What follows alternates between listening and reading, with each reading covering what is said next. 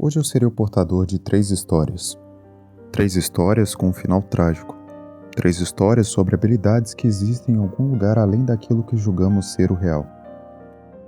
Se reencostem em suas poltronas, acendam suas lareiras, porque o mês de outubro sempre pede uma história trágica.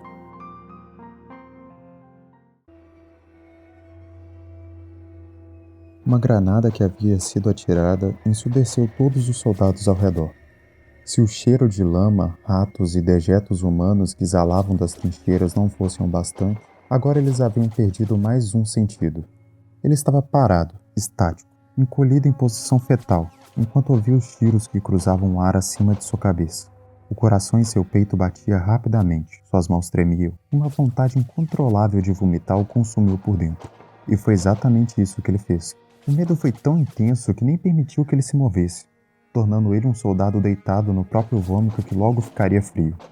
Foi então que um pensamento passou por sua cabeça.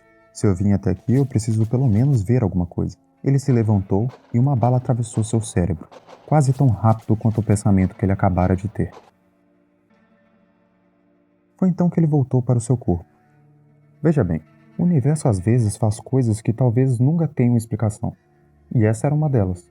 Em algum momento, em algum lugar, um homem descobriu que poderia reviver qualquer memória de qualquer ser humano que já existiu, transferindo a própria consciência dele para o corpo do dono da memória, por um período de tempo que ele mesmo determinava. Parece um pouco confuso, e era bastante confuso para ele no começo.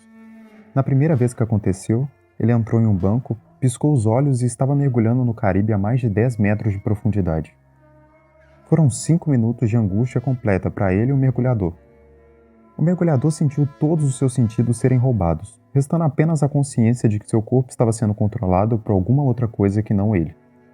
Eu não disse que era uma habilidade bonita, mas deu tudo certo. Ele acabou voltando para o próprio corpo e caiu com tudo no chão, pensando que ainda estava dentro d'água. Com o tempo, essa habilidade se tornou parte de quem ele era. Para ele fazer isso era tão difícil quanto mover um dedo de uma mão. Você não sabe explicar como faz, você só faz. Como ele sabia onde ir era simples, só precisava pensar em um lugar, uma época ou uma situação, e uma pessoa aleatória seria escolhida. Se ele quisesse escolher uma pessoa específica, bastava pensar no seu nome ou no seu rosto. Cada experiência era completamente diferente da outra. Ele era um cara simples, então pensou nas coisas óbvias primeiro. Pular de paraquedas, escalar uma montanha, comer as comidas mais caras do mundo. Mas sabe qual é o problema da humanidade? As pessoas nunca estão satisfeitas. Após fazer tudo isso e começar a se entediar, ele decidiu pensar em coisas novas, sensações novas. Como seria usar drogas pesadas sem o seu corpo ser afetado? E podendo sair do corpo que você usou caso dê algo errado? O pensamento pairou na cabeça dele até se tornar algo aceitável. Ele decidiu fazer com a condição de que seria uma pessoa já usuária. Depois disso, as coisas ficaram cada vez piores. Ele parou de ver a vida humana como um bem inestimável, já que ele tinha vivido várias. Ele roubava o momento de pessoas apenas por curiosidade de saber como era a sensação. Foi assim que uma mãe perdeu o nascimento do próprio filho presa dentro do próprio corpo, apenas para sanar a curiosidade de um homem medíocre. Existem coisas que foram feitas com essa habilidade que eu nem ouso dizer nesse conto, mas posso dizer como foi o fim. Então, os assassinatos realmente foram um problema. Primeiro ele escolheu alguém que já havia morrido no passado. Ele não achou que seria um problema matar uma pessoa que já estava morta do ponto de vista dele. Várias guerras foram vivenciadas e ele sempre dizia que não tinha problema, era como jogar algum jogo. Até que o passado deixou de ser o bastante. Tragicamente, ele entrou numa onda de crimes livres de culpa por todo o país. Depois de uma semana, ele nem se lembrava mais de voltar para o próprio corpo. Queria matar uma pessoa em cada estado, essa era sua meta. Até que um dia ele parou em uma loja de conveniência próxima do estado onde ele costumava morar antes de tudo isso. Quando ele ia matar o balconista, um homem tentou desarmá-lo e tragicamente foi baleado na cabeça. Logo após, ele matou o balconista e virou a sua atenção para a primeira vítima. O choque foi tão grande que instantaneamente ele voltou para o seu corpo principal. Ele voltou para a própria morte. Durante todos esses anos, ele nunca se perguntou o que acontecia com seu corpo quando sua consciência saía dele. E ele só descobriu isso quando matou a si mesmo por acidente. Eu disse que não era uma habilidade bonita.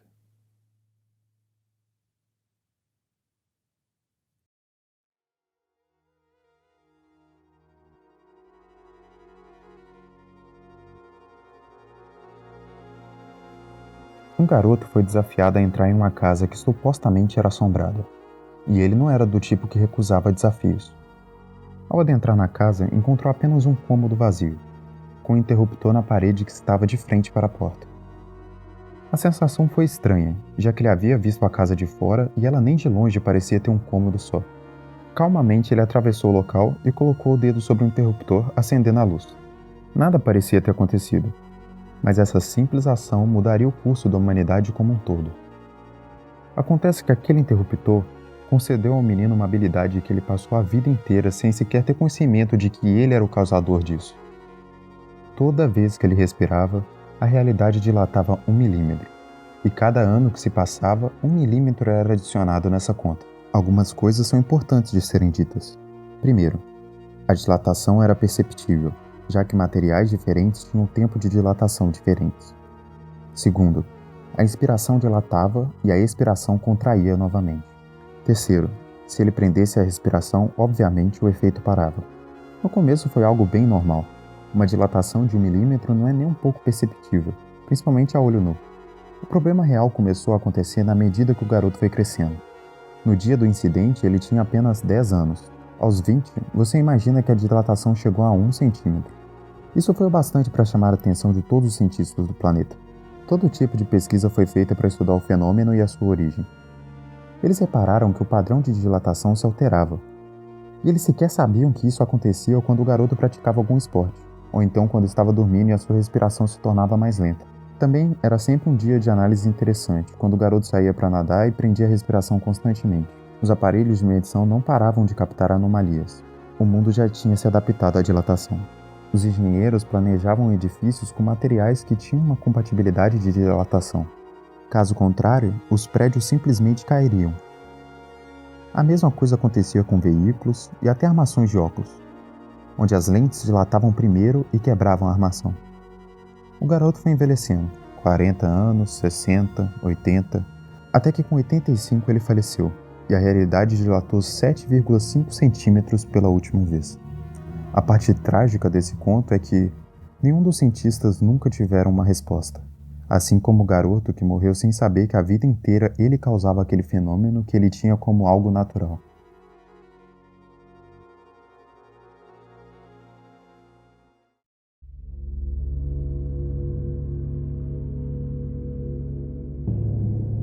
Um comediante havia nascido com um dom muito peculiar. Desde que ele se entendia por gente, ele consegue tornar a perna esquerda dele invisível. Inclusive, por isso ele se tornou comediante.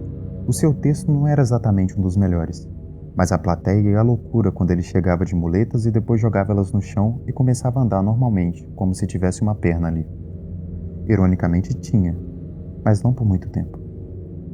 Foram acontecimentos peculiares que levaram o comediante ao estado de paranoia. Ele começou a receber cartas escritas: "Eu sei o seu segredo." Ele nunca sabia como elas chegavam ao seu camarim, ou quem as escrevia. A única coisa que ele sabia é que aquelas cartas o assustavam mais do que qualquer outra coisa. Por viver uma farsa, ele andava o tempo todo de muleta, fingindo que realmente não tinha a perna. Estava acostumado a mentir, então não contou a ninguém sobre as cartas. Um dia, quando abriu a caixa de correio, se deparou com um embrulho. Dentro havia um bilhete escrito: "Aposto que você jogava amarelinha na infância." E uma pequena caixa de vidro completamente fechada e vazia por dentro. A perseguição foi se tornando cada vez mais intensa.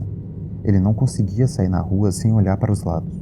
Qualquer um ao redor dele poderia ter enviado aquelas coisas. Mas por que alguém faria isso? O que essa pessoa queria? Ele não se recordava de ter feito nenhum inimigo ao longo da vida. Certo dia ele estava andando na rua quando o pânico tomou conta dele. Veio a falta de ar, a dor no peito. Esses ataques de pânico eram algo recente, mas ele sabia a única coisa que aliviava isso.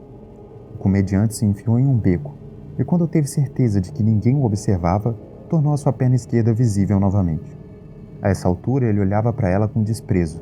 Sentia que havia construído sua vida inteira em cima de uma mentira. Um truque barato para entreter qualquer idiota que pagasse para ver. Ele odiava a perna, mas acima de tudo ele odiava a si mesmo por ter se colocado naquela situação. Certa noite, ele acordou se sentindo estranho. Eram aproximadamente 4h16 da manhã, mas ele não se lembrava de ter se deitado, o que era estranho, já que ele havia se tornado extremamente metódico devido à paranoia. Ele se sentou na cama e, quando foi se levantar, sentiu seu corpo gelar.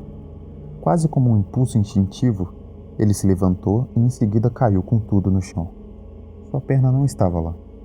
Ele se esticou até o lado da cama e conseguiu pegar seu óculos e acender um abajur. Quando olhou para frente da cama, sentiu seu coração disparar novamente. Havia uma caixa de vidro, dessa vez bem maior do que aquela do correio.